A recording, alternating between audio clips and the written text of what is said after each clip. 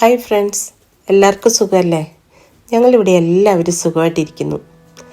അങ്ങനെ ഞങ്ങളുടെ April മന്തിലെ last celebration April 30 മോളുടെ ബർത്ത്ഡേ ആയിരുന്നു.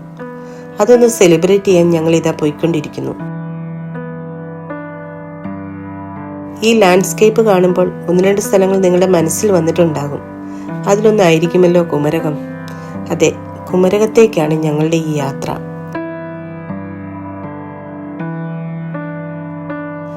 പോകുന്ന വഴിക്ക് ഒരു ചായക്കട കണ്ടപ്പോൾ എന്നാൽ പിന്നെ ഒരു ചായ കുടിച്ചിട്ട് യാത്ര കണ്ടിന്യൂ ചെയ്യാമെന്ന് വിചാരിച്ചു. ഈ ചായക്കടയിലെ ചില്ലുകൂട്ടിലിരിക്കുന്ന പലഹാരങ്ങൾ എന്നും എനിക്കൊരു വീക്ക്നെസ് ആണ്. എനിക്ക് മാത്രമല്ല, എൻ്റെ വീട്ടിലുള്ള എല്ലാവർക്കും.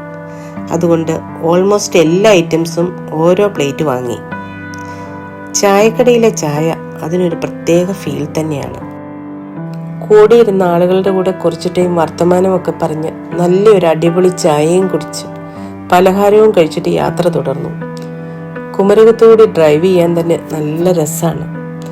ചുറ്റിനും കണ്ണഞ്ചിപ്പിക്കുന്ന പ്രകൃതി സൗന്ദര്യം, നോക്കത്താ തുരുത്ത് പച്ച വിരിച്ച നെൽപ്പാടങ്ങൾ, ഈ കടുത്ത വേനലിൽ നിറഞ്ഞു തുളുമ്പുന്ന ജലാശയങ്ങൾ, അവയിൽ പൂക്കാൻ വെമ്പൽ കൊള്ളുന്ന ആമ്പൽ ചെടികൾ, കൊച്ചു കൊച്ചു വള്ളങ്ങളും വഞ്ചി വീടും, അങ്ങനെ പലതും.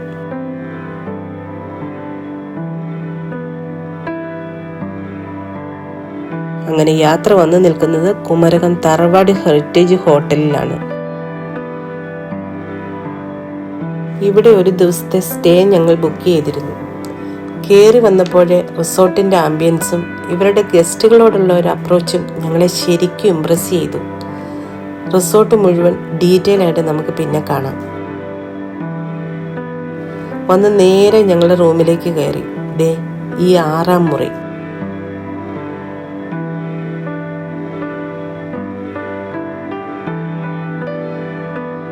പുറത്ത് നല്ല ചൂടായതുകൊണ്ട് റൂമിൽ നിന്ന് പുറത്തേക്ക് ഇറങ്ങാൻ നല്ല മടിയായിരുന്നു.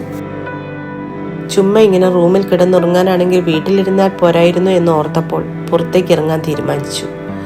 അപ്പോഴേക്കും എന്തായാലും വെയിലാറി ചൂടൊക്കെ കുറഞ്ഞു. ഒരു സൺസെറ്റ് ബോട്ടിങ്ങിന് പോകാം എന്ന് തീരുമാനിച്ചു. അങ്ങനെ ഫ്രണ്ട് ഡെസ്കിൽ വിളിച്ചു പറഞ്ഞ് ഒരു 1 hour shikara boat ride book ചെയ്തു. റിസോർട്ടിൽ നിന്ന് വെളിയിലേക്ക് ഇറങ്ങാതെ അകത്തോടെ തന്നെ ബോട്ടിലേക്ക് ആക്സസ് ഉണ്ടായിരുന്നു. ഈ കാണുന്ന പടിപ്പുരവാതിൽ കടന്നാൽ നമുക്ക് പോകാനുള്ള ബോട്ടിന്റെ അടുത്തെത്താം.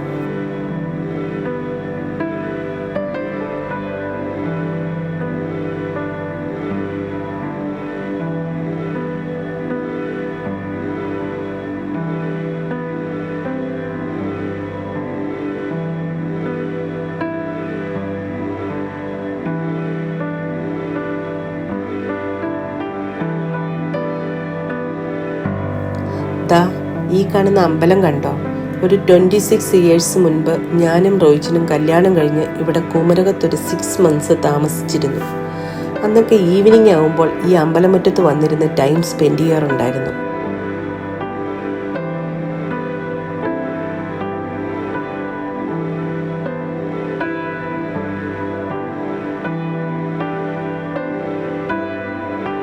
അതുപോലെ തന്നെ ഈ ലെഫ്റ്റ് സൈഡിൽ കാണുന്ന കുരിശുപള്ളിയില്ലേ, അവിടെയും വന്നിരിക്കുമായിരുന്നു കുറേ നേരം. ഒരു സൺസെറ്റ് ടൈമിൽ കാറ്റൊക്കെ കൊണ്ടിരിക്കാൻ ഒരു പ്രത്യേക ഫീലാണ്.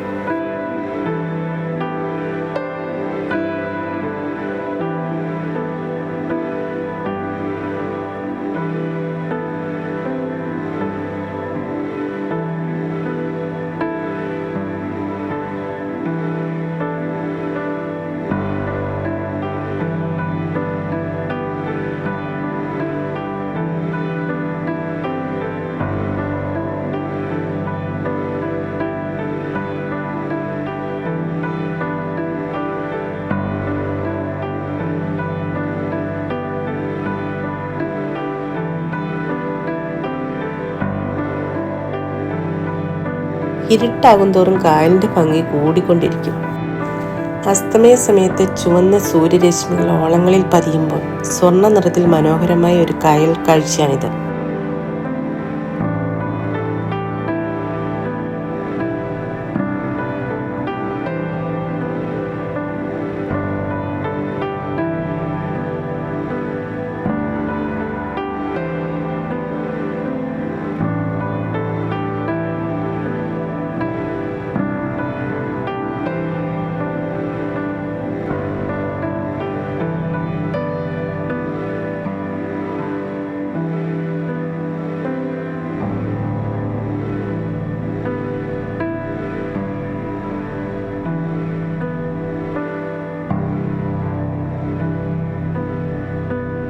ഈ 2 കുട്ടികളായിരുന്നു ഞങ്ങളെ ബോട്ടിങ്ങിന് കൊണ്ടുപോയത്. നിങ്ങൾക്ക് കോണ്ടാക്ട് ചെയ്യണമെങ്കിൽ ഇതാ അവരുടെ ഡീറ്റെയിൽസ്.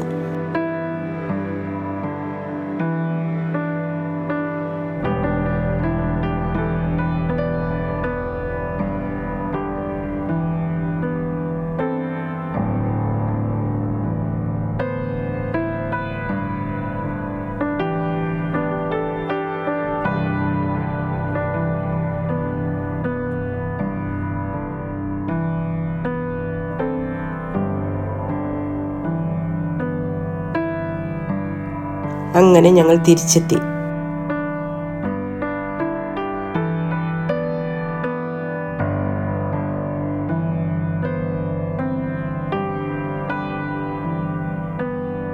ബോട്ടിംഗ് നല്ല രസമായിരുന്നു.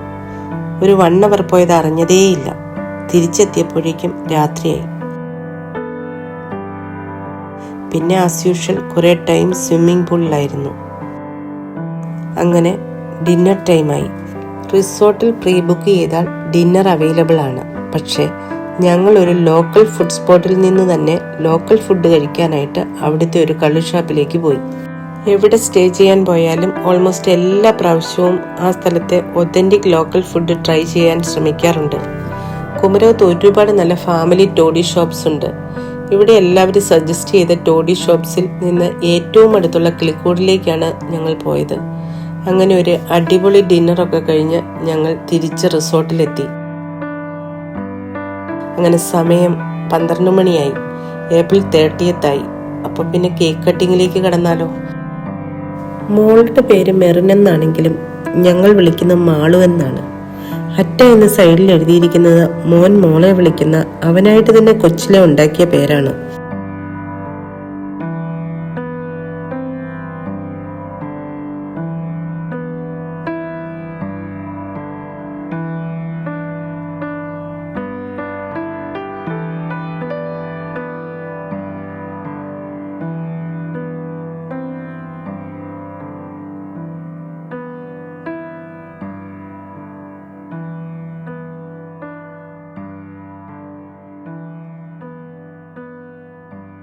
അങ്ങനെ കേക്ക് കട്ടിംഗ് ഒക്കെ കഴിഞ്ഞ് എല്ലാവരും സുഖമായിട്ട് കിടന്നുറങ്ങി.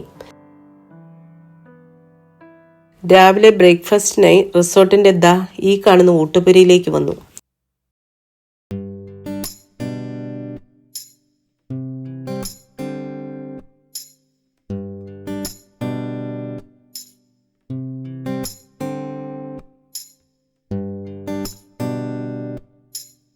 അങ്ങനെ ഒരു സിമ്പിൾ ബ്രേക്ക്ഫാസ്റ്റും കഴിഞ്ഞ് കുറച്ച് ടൈം റൂമിൽ റെസ്റ്റ് ചെയ്തു. എന്നിട്ട് റിസോർട്ടൊക്കെ ഒന്ന് കറങ്ങി കാണാൻ ഇറങ്ങി. പേര് പോലെ തന്നെ വളരെ ട്രഡീഷണൽ സ്റ്റൈലിലുള്ള ഒരു റിസോർട്ടാണിത്. ശരിക്കും ഒരു തറവാട് ഫീൽ. 1870 മാളിയേക്കൽ ഫാമിലിയിലെ MC ചാണ്ടി എന്ന വ്യക്തി പണിത അവരുടെ തറവാടാണിത്. അതുകൊണ്ട് തന്നെ അന്നു തൊട്ടുള്ള പല ആന്റിക് ഫർണിച്ചേഴ്സും ഇപ്പോഴും ഇവിടെ കാണാം.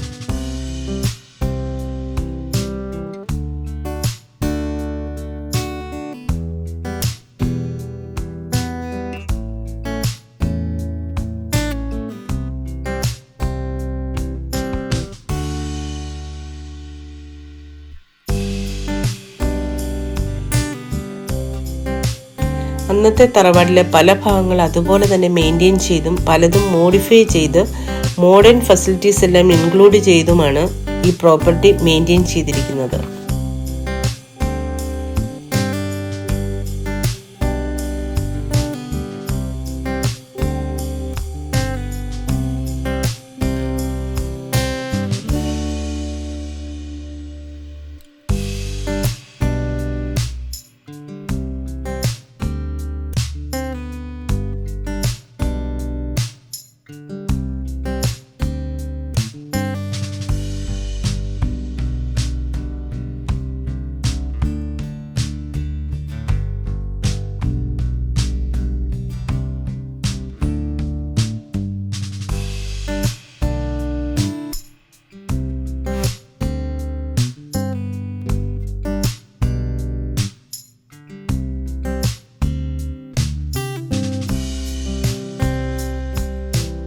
ഇവിടുത്തെ ഹോസ്പിറ്റാലിറ്റിയും കസ്റ്റമർ സർവീസും ഒക്കെ എടുത്തു പറയേണ്ടതാണ്.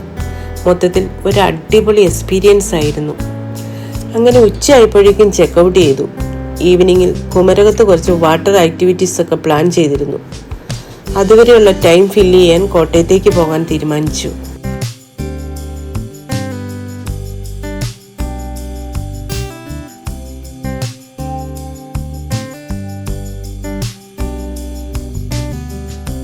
അങ്ങനെ കോട്ടയത്ത് ചെന്ന് ലഞ്ചൊക്കെ കഴിഞ്ഞ് ഒരു മൂവിക്ക് കയറി.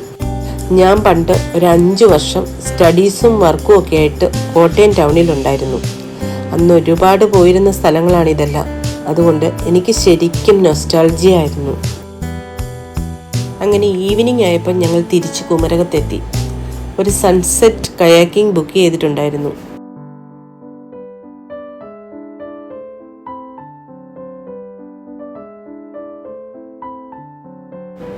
ഞാൻ ആദ്യമായിട്ടായിരുന്നു കയാക്കിംഗ് എക്സ്പീരിയൻസ് ചെയ്തത്.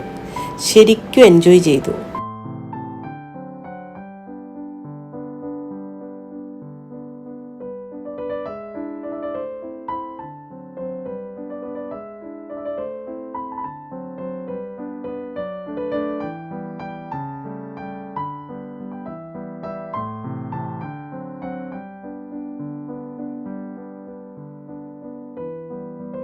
വളരെ അഫോർഡബിൾ ആയിട്ടുള്ള ഒരുപാട് വാട്ടർ ആക്ടിവിറ്റീസ് ഇവരിവിടെ നടത്തുന്നുണ്ട്.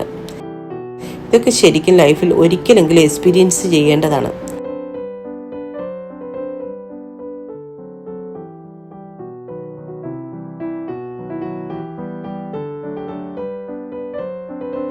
അങ്ങനെ തിരിച്ചു പോരുന്ന വഴിക്ക് ഒരു അടിപൊളി ഡിന്നറൊക്കെ കഴിഞ്ഞ് പാലായിലെത്തി.